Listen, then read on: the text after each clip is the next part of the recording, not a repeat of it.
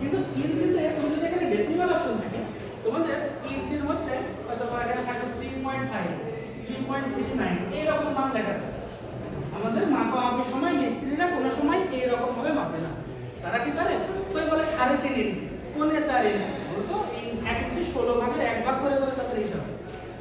তো তখন আমরা বলে যাই যে 3.3 ইঞ্চি তো 3 পয়েন্ট আছে, এটা হলো 16 ভাগের 1 ভাগ করে নিচে 16 থাকে, এখানে হয়তো 8 থাকে, কোন সময় 9 থাকে, এরকম ভাবে থাকে। আর্কিটেকচারালে দিলে তোমাদের এই যে 1/16 করে করে বাড়বে 1/16 পুরো দশমিকের ঝামেলা 1/16 করে ইঞ্চি টেপ দিয়ে মাপা যায়। আর এটা ইঞ্চেস না থাকলে ইঞ্চেস করে নেবে, ইঞ্চেস আছে ইউনিট প্লেসও রাখতে পারো, ইঞ্চি ফিট আর অসংখ্য অপশন আছে। তোমাদের আপাতত বিল্ডিং ড্রয়িং এর জন্য ইঞ্চি করে নিতে হবে, ঠিক আছে? এবার ওকে দিয়ে দিলাম, তাহলে আমাদের ইউনিটটা কমপ্লিট। তো তোমরা প্রতিবার হলো অটোমেট অন করার পর একবার চেক করে নিয়ে ইউনিটটা ঠিক আছে নাকি, নাহলে মিটারে চলে যাবে। যদি মিটার হয় তখন তোমাদের এই ড্রয়িংগুলো দেখবা মিলতেছে না, ড্রয়িং এ ফার্স্টে কই গেছে এটাতে যাব, ফার্স্টে কই যেতে নিয়ে গেল জামুন ওটা আবার তো শিখে গেল 10 বার শেয়ার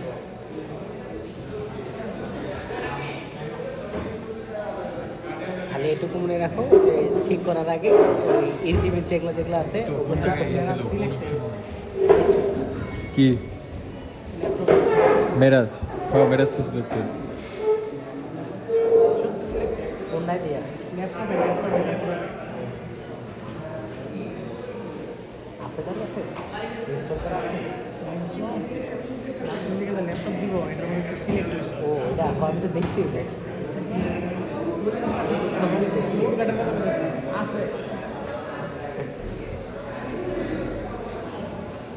ফাইল আছে সব তো ফাইল আছে প্রিমিয়ার ধরো আছে তো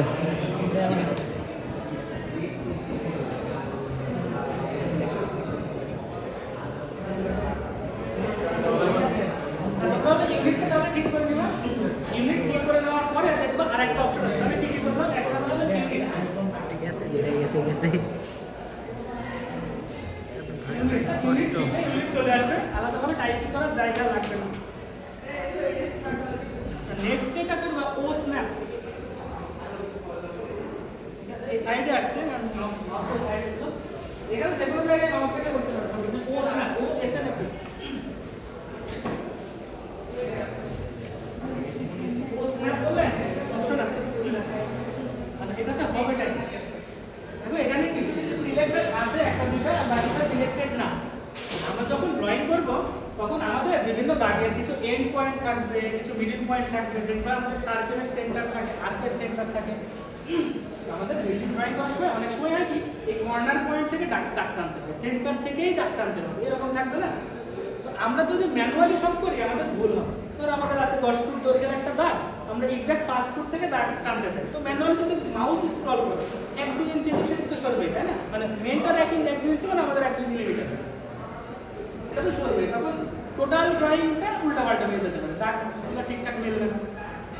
তখন আমরা এই ও স্ন্যাপের এই অপশনগুলো অন করে ওকে করে দিতে হবে, যেগুলো লাগবে।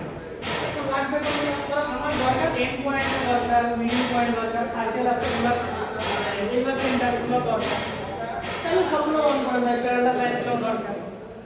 তখন কি হবে? ওকে করে দিলে কম্পিউটার একে একাই আমাদের ওই কিছু ইমপারফেকশন ঠিক করে দেবে। আমরা জাস্ট মাউসটা এন্ড পয়েন্টের কাছাকাছি নিয়ে গেলেই ওখান থেকে দাগ দিলে ও বুঝে নেবে আমি এন্ড পয়েন্টটাই চাই, তখন সে এন্ড পয়েন্ট থেকে দাগ দেওয়া শুরু করে দেবে।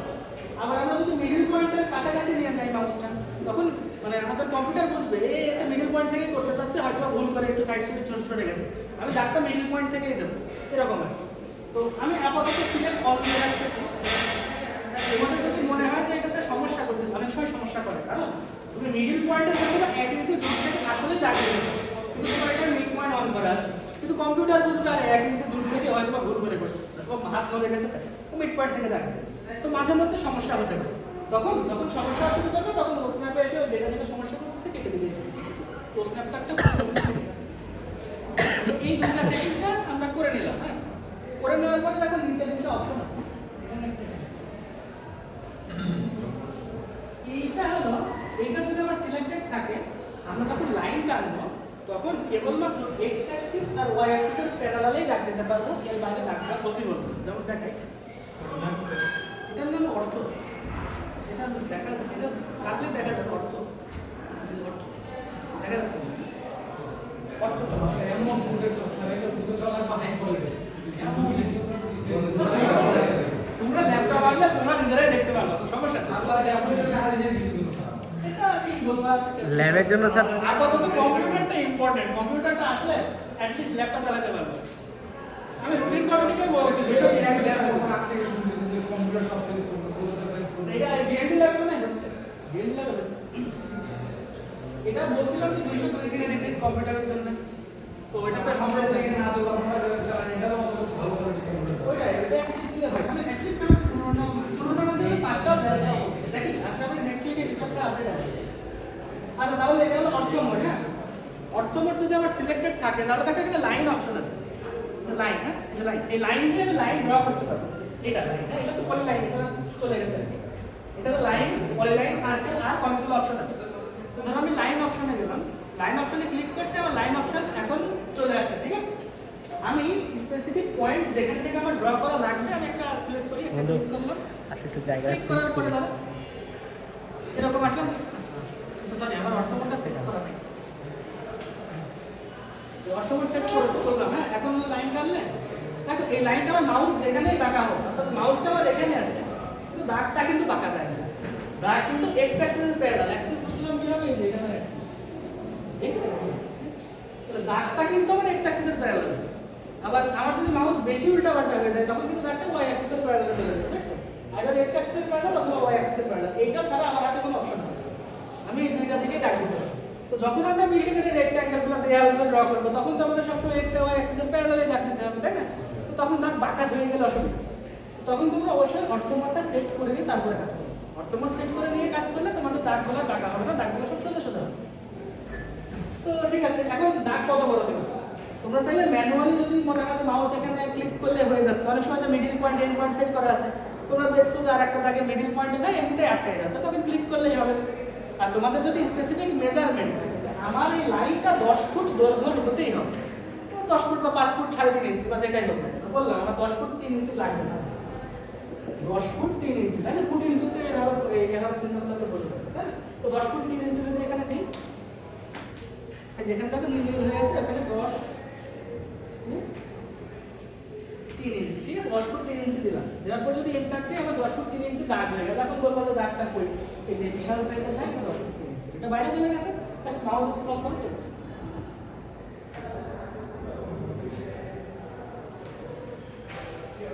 এটা হলো 10 ফুট 3 ইঞ্চি দাগ হয়ে গেছে, ঠিক আছে, এটা দৈর্ঘ্য 10 ফুট 3 ইঞ্চি হবে। এখন ধরো আমার এন্ড পয়েন্ট যেহেতু সিলেক্ট করা আছে, আমি আরেকটা চাইছি, আরেকটা লাইন টানবো, এটা এই এন্ড পয়েন্ট থেকে শুরু করে একটা হয়তো আমার 7 ফুট 2 ইঞ্চি হয়তো একটা দাগ হবে, তো 7 ফুট 2 ইঞ্চির একটা উপর দিয়ে দাগ হবে, তাহলে আমি আরেকটা লাইন সিলেক্ট করি। তারপর যেহেতু এন্ড পয়েন্ট সিলেক্ট করা আছে, কাছাকাছি নিয়ে গেলেই দেখো যে সবুজ কালারের একটা গোল্লা দেখাচ্ছে। হ্যাঁ, এরকম যদি দেখায় আমি ক্লিক করলে এন্ড পয়েন্ট থেকে শুরু হবে, কিন্তু আমার মাউসটি এন্ড পয়েন্টের সাথে এক্স্যাক্টলি মেলে নাই, একটু নিচে আছে, তাই না? এন্ড পয়েন্টের নিচে। কিন্তু এখন যদি আমি ক্লিক করি এন্ড পয়েন্ট থেকেই আমাদের দাগটা শুরু হবে, কারণ আমার এখানে ও স্ন্যাপটা অন করা আছে। কিন্তু ও স্ন্যাপটা অন করা না থাকলে এন্ড পয়েন্ট থেকে শুরু হতো না, আমি এখানে ক্লিক করলে এক্স্যাক্ট এখান থেকেই শুরু হবে। তো তোমাদের ইউজের উপরে আর কি, তোমরা যদি দেখো তোমাদের ড্রয়িংটা ওখান থেকে শুরু করতে হবে, তাহলে ও স্ন্যাপটা অফ করে দেবে, কারণ ও স্ন্যাপ অন থাকলে তুমি ওখান থেকে শুরু করতে হবে। আর তোমার যদি মনে হয় যে না এন্ড পয়েন্টে করবো, তখন আমার অবশ্যই ও স্ন্যাপটা অন থাকলে সুবিধা, আর ম্যানুয়ালি করতে পারবো তাহলে ভালো। আমি এখান থেকে ক্লিক করলাম, এখান থেকে শুরু করে আমি কত দেবো জানি 7 ফুট 2 ইঞ্চি, তাহলে 7 ফুট 2 ইঞ্চি, 7 ফুট 2 ইঞ্চিতে আমি এন্টার দিলাম, আমার হয়ে গেছে কিন্তু 7 ফুট 2 ইঞ্চি। আর এই দাগ এখনো কিন্তু দাগের অপশনটা আছে, তাই আমি এসকেপ ইএসসি টিপলে দাগের অপশন চলে যাবে। এটা 7 ফুট 3 ইঞ্চি আছে। এখন আমার মনে হচ্ছে যে না এদিক থেকে আমি আরেকটা দেব, কত 10 ফুট 3 ইঞ্চির আরেকটা দাগ দিতে পারি। যেখানে রাখলাম ওর অটোমেটিক এন্ড পয়েন্ট চলে আসছে, হ্যাঁ, আমার কিন্তু বেশি কষ্ট করা লাগে না। তো এদিকে আসার পর আমার 10 ফুট 3 ইঞ্চি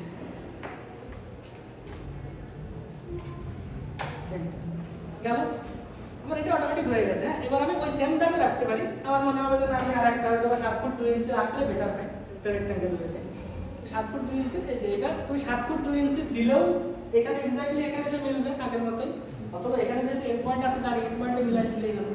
এই যে এন্ড পয়েন্ট আছে, এই যে এন্ড পয়েন্টে গিয়ে মিলাই দিলে আমাদের একটা রেক্ট্যাঙ্গেল হয়ে যাবে।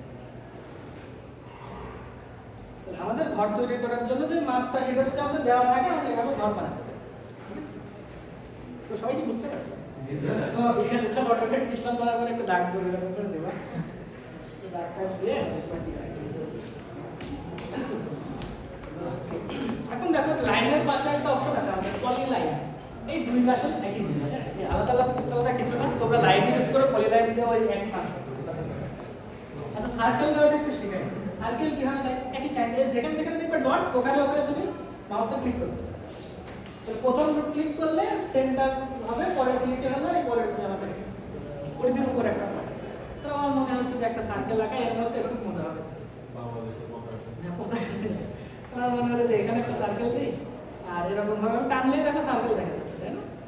এখন আমি যে কোনো জায়গায় মিডল পয়েন্টে দেবো তাহলে একটু কাহিনী করতে হবে। না স্যার, আমি মনে করেন আর্ট করছি তারপর আমি সরাবো। সরাতে পারবো, এটা কন্ট্রোল এক্স কন্ট্রোল ভি। হ্যাঁ, এই দেখো এরকম ভাবে একটা সার্কেল। এখন আমি এখানে ক্লিক করলে এই মানের সার্কেল হবে, অথবা আমি এখানে বলে দিতে পারি আমার কোন মানের সার্কেল লাগবে। তো ক্লিক করলে যেটা হবে এটা জানা যাবে, আমি বলে দেখেছি। এটা একটা কি বলবো বলো তো? এটা 7 ফুট আছে না, তাহলে ব্যাসার্ধ হলো 2 ফুটের একটা ব্যাসার্ধ নেই, 2 ফুটের ব্যাসার্ধ নেই, তাহলে 2 ফুটের ব্যাসার্ধ হয়েছে, তাই না?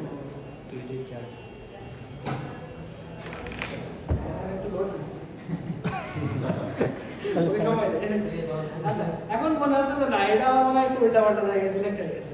তো তোমরা চাইলে এটাকে সিলেক্ট করে জাস্ট কন্ট্রোল এক্স দিলেই, কন্ট্রোল সি দিয়ে ভিডিও দিতে পারো, সমস্যা নেই। কপি পেস্ট করলাম, চলে গেল। কাট এবার যেখানে দরকার ওখানে যে কন্ট্রোল ভি দিলে চলে যাবে। ভাই স্যার, আর কন্ট্রোল ভি হলে তোমার চাইলে সরাতেও পারবে, এবার যেখানে ফিল হয় সেখানে কি বললাম। হ্যাঁ কালার সব বলো প্রত্যেকটা জিনিস সরাবে। তাহলে এভাবে আমরা ডিজাইন করতে পারি, যার যেরকম খুশি ডিজাইন করো। আর ধরো আমি এইটাই এক্সাক্ট মিডল পয়েন্টে রাখতে চাই, তখন একটু মিডলে দাগ দিয়ে দিতে হবে। মিডলে দাগ দিয়ে দিলে অটোমেটিক অ্যালাইন করে দেবে।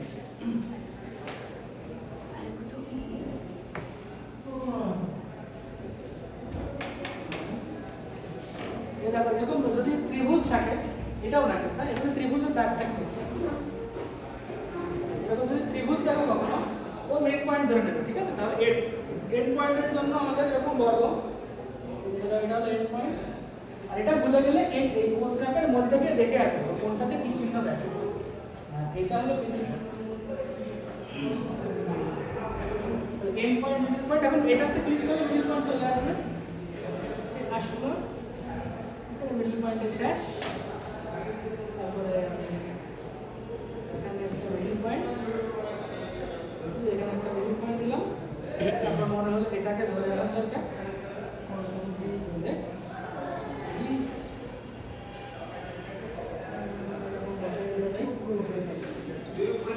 এখন মনে হচ্ছে যে রাইটার সেন্টারটা মনে প্রপারলি বসে না।